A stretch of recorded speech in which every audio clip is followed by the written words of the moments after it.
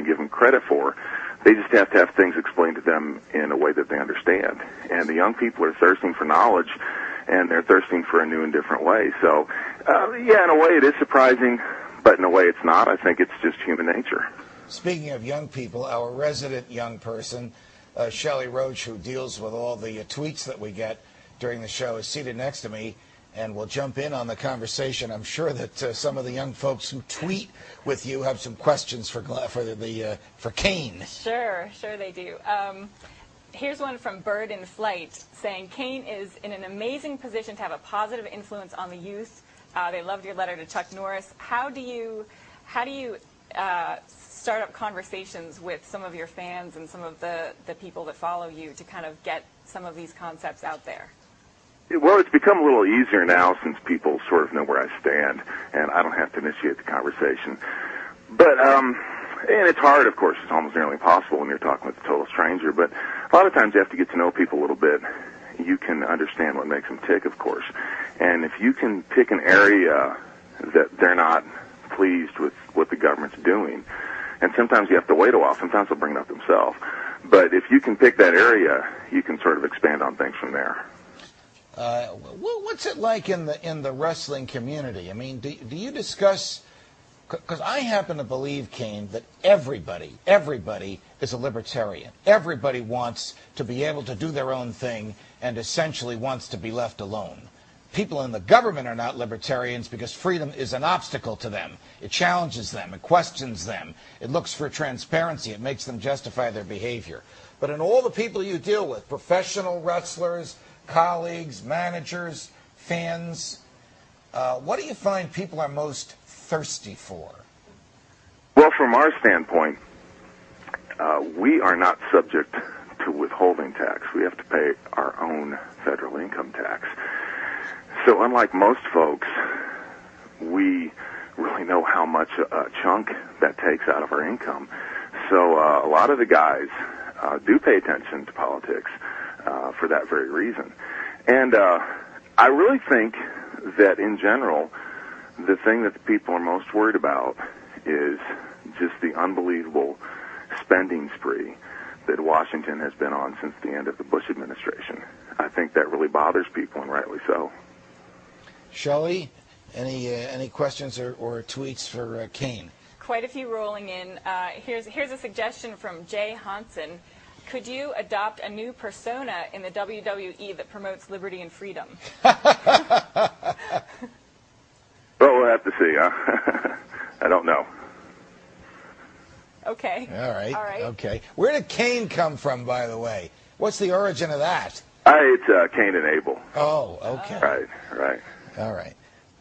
Shelley, any more questions for Kane? What are some of your biggest influences? I know you were at the Mises Institute.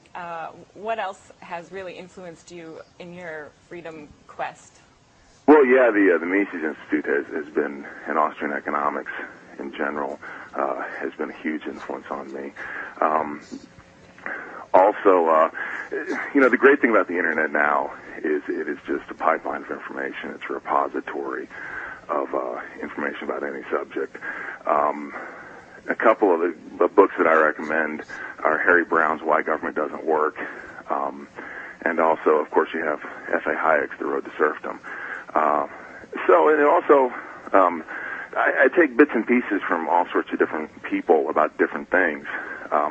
For example, Judge Napolitano and his explanation of natural law and constitutional principles that are supposed to protect our natural rights, which are not given to us by government, but which are endowed by our Creator or a feature of our nature as human beings.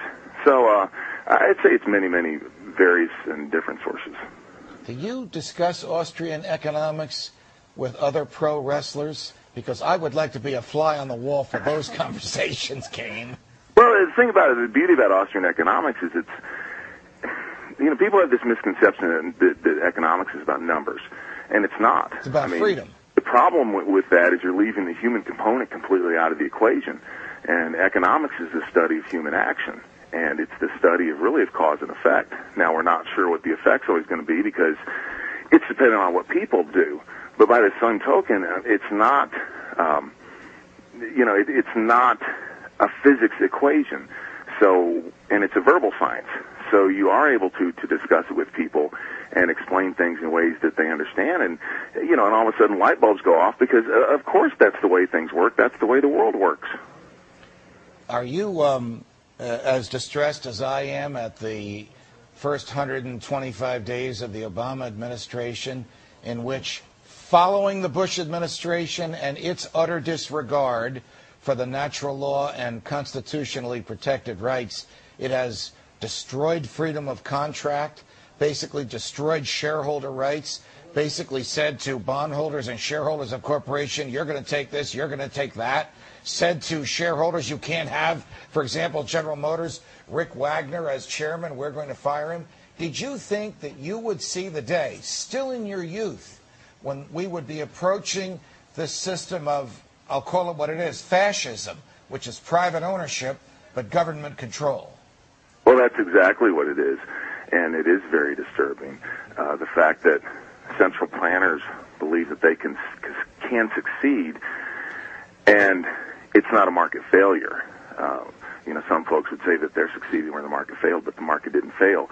The market had lots of problems because the government intervened so much and the market couldn't operate freely.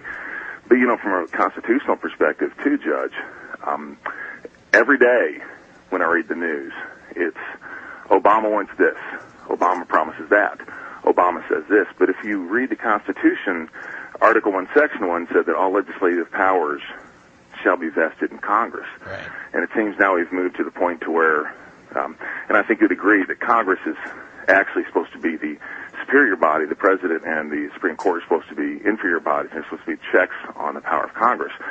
But we've moved to the point to where we have what Ludwig von Mises would call omnipotent government. I mean, right. The President can virtually do anything that he wants, can say anything that he wants, and he's making law.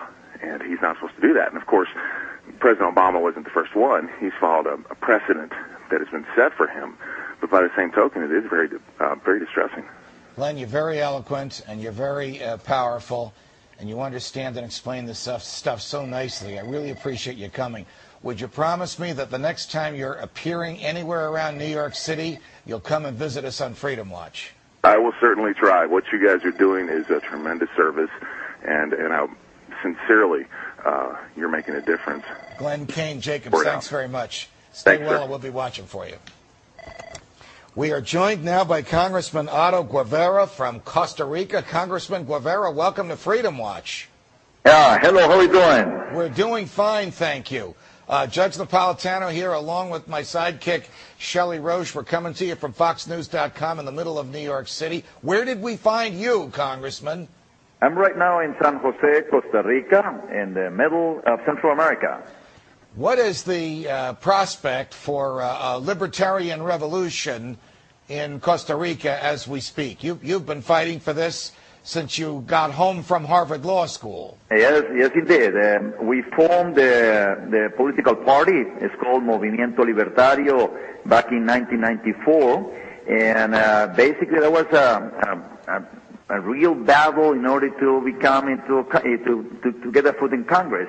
That happened in 1998, mainly because of the electoral system in Costa Rica of proportional representation. I got elected in 1998 as the only congressman of the Libertarian Party here in Costa Rica, and I stayed in Congress for 4 years. We don't have in Costa Rica a consecutive re-election, and I've been the presidential candidate of that party in the last 2 elections. And right now I am preparing to my campaign for the next election in February year 2010. So we're about 8 months away from this election day, and we hope that in this next election, Costa Ricans will basically support freedom. What's the state of the economy in Costa Rica? What's the state of economic freedom in Costa Rica, and what kind of obstacles are there for you making basic civil liberties and free market arguments? It's been kind of difficult, and that's why we decided to form this Libertarian Party back in 1994, because Costa Rica has been a very socialist state with state-owned monopolies for